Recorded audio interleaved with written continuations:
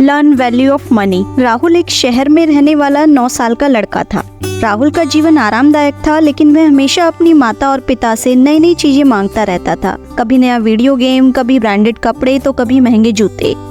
नीता और संजीव दोनों ही अच्छी नौकरियों में थे। उन्होंने देखा कि राहुल को पैसे की असली कीमत समझ में नहीं आ रही थी। एक दिन संजीव ने नीता से कहा, हमें राहुल को पैसे की कीमत समझानी चाहिए।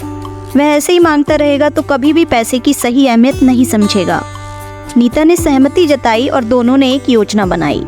अगले दिन सुबह संजीव ने राहुल को बुलाया और कहा, राहुल, अब से तुम्हें जो भी चाहिए होगा उसे खरीदने के लिए तुम्हें खुद पैसे कमाने होंगे। राहुल ने हैरान होकर पूछा, लेकिन मैं पैसे कैसे कमा सकता हूँ पापा? संजीव ने मुस्कुराते हुए कहा, हमारे पास कई तरीके हैं। तुम चाहो तो घर के कामों में हमारी मदद कर सकते हो या फिर अपनी पढ़ाई के बाद कुछ पार्ट टाइम काम कर सकते हो। राहुल को यह एक रोमांचक और नया अनुभव लगा। उसने सोचा, कितना मुश्किल हो सकता है यह, और खुशी खुशी काम करने के लिए तैयार हो गया। पहले दिन उसे घर की सफाई करनी थी। यह काम जितना आसान लगता था उतना ही मुश्किल निकला। कुछ ही घंटों में राहुल थक गया और उसकी कमर में दर्द होने लगा। उसने अपनी माँ से कहा, मम्मी, यह तो बहुत मुश्किल काम है। नीता ने धीरे से कहा, हाँ बेटा, पैसे कमाना आसान नहीं होता। इसे मेहनत और धैर्य की जरूरत होती है।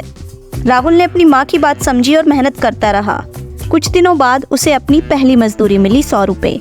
उसने खुशी से पैसे गिने और सोचा कि अब वह अपने पसंद का वीडियो गेम खरीद सकेगा। वह बाजार गया और देखा कि जिस वीडियो गेम की वह चाह रखता था उसकी कीमत 1000 रुपए थी। राहुल निराश हुआ, लेकिन उसने हार नहीं मानी। उसने अपने माता पिता से और काम मांगा। वह घर के छोटे मोटे काम करता, जैसे बर्तन धोना, कपड़े तय करना, और धीरे धीरे पैसे जमा करता। कुछ दिनों बाद संजीव ने उसे अपने ऑफिस में कुछ पेपर वर्क करने का काम दिया। राहुल ने इसे भी ईमानदारी से किया और इसके बदले उसे और पैसे मिले। धीरे धीरे 3 महीने बाद राहुल के पास 1000 रुपए हो गए। उसने बाहर जाकर वह वीडियो गेम खरीदा। जब वह घर आया तो उसके चेहरे पर गर्व और खुशी की झलक थी। उसने वीडियो गेम अपने माता पिता को दिखाया और कहा, मैंने इसे अपनी मेहनत से खरीदा है। नीता और संजीव ने एक दूसरे की ओर देखा और मुस्कुराए। उन्होंने देखा कि उनका बेटा पैसे की कीमत समझ गया था। राहुल ने भी महसूस किया कि मेहनत से कमाए हुए पैसे का आनंद अलग होता है। अब राहुल ने अपनी मांगे कम कर दी। वह समझ गया था कि चीज़ों की असली कीमत क्या होती है और उन्हें पाने के लिए कितनी मेहनत करनी पड़ती है। उसकी ये ईमानदारी देखकर उसके माता पिता बहुत खुश थे।